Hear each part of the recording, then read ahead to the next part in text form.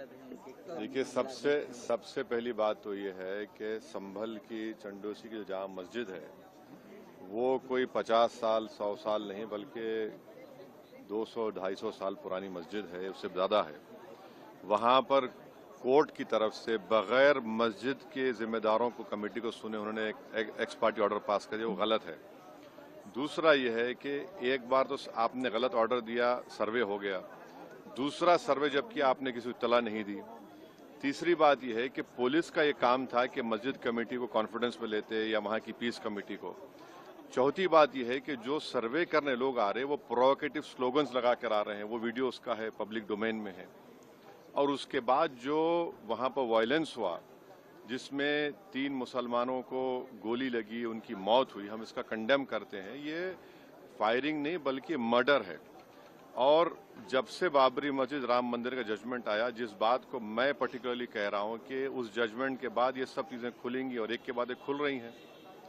ASI protected monument सब बातें कर रहे हैं, क्या एएसआई के कानून में नहीं है कि आप उसका रिलीजियस नेचर चेंज नहीं, कैरेक्टर चेंज नहीं कर सकते? किस बुनियाद पे कर रहे हैं ये?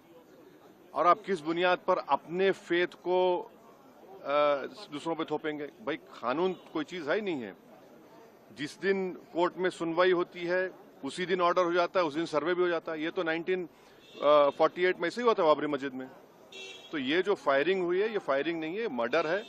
और जो भी ऑफिसर्स इन्वॉल्व है उनको सस्पेंड करना चाहिए और एक सिटिंग हाई कोर्ट जज से उसकी इंक्वायरी होनी चाहिए। ये सरासर गलत है, जुल्म हो रहा है वहां पर तो संभल में।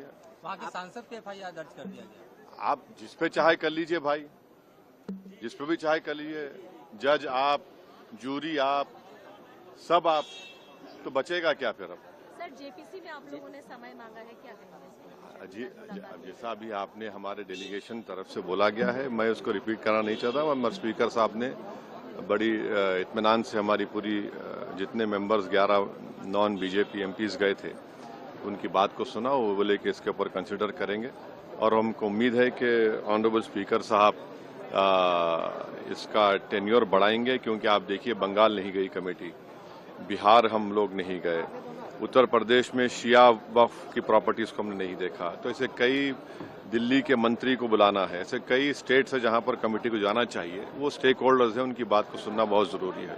सर, वक्फ बोर्ड अमेंडमेंट बिल को लेकर आप क्या सोचते हैं? क्योंकि लगातार सरकार की तरफ से यही कहा गया कि जो मुस्लिम जनता है उनके हित में है, मुसलमान जो है उनकी। अभी ये कानून बना नहीं, आप देख लिए संभल में क्या हो गया है। अभी ये कानून बना नहीं है, आप देख रहे हैं कि हर जगह पे बोल दिया जा रहा है कि नहीं, ये यहाँ पर 500 साल पहले मस्जिद नहीं थी। इस बिल में ये बिल आर्टिकल 26 का वायलेट करता है। ये संविधान के फंडामेंटल राइट का 26 का ग्रेव वायलेशन है।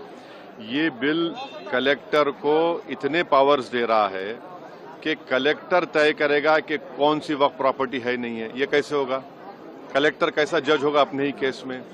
तीसरा, आप किस बुनियाद पर इस बिल में आप नॉन मुस्लिम को मेंबर बना रहे हैं? जितने धर्म की बुनियाद पर, चाहे वो हिंदू धर्म के एंडोमेंट बोर्ड्स हो, चाहे दिल्ली का एसजीपीसी हो या उसका एक्ट हो, या क्रिश्चियंस के जो भी उनके धर्म के संस्थान हैं, वहां पर तो कोई उसी धर्म का आदमी मेंबर बनता है।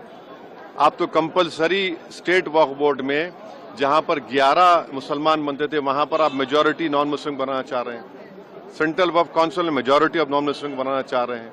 क्यों करना चाह रहे हैं आप? ये क्या मकसद है आपका? कलेक्टर को इतना पावर दे रहे हैं। तो ये आर्टिकल 26 का ग्रेव वायलेशन है और इसीलिए वक्फ को बचाने के लिए नहीं लाया जा रहा है, ये वक्फ को खत्म करने के लिए, और वक्फ बोर्ड को सिर्फ एक पोस्ट ऑफिस बना के रखना चाह रहे हैं। तो जो वक्फ की प्रॉपर्टी है वो गवर्नमेंट की दी भी नहीं है, इसको मुसलमानों की गाड़े खून की कमाई है, तो आप उसको छीनना चाह रहे हैं। और उतना ही मकसद है सरकार का। आप देख रहे हैं संभल में क्या हो रहा है, ऐसे ही और वाकयात होते रहेंगे।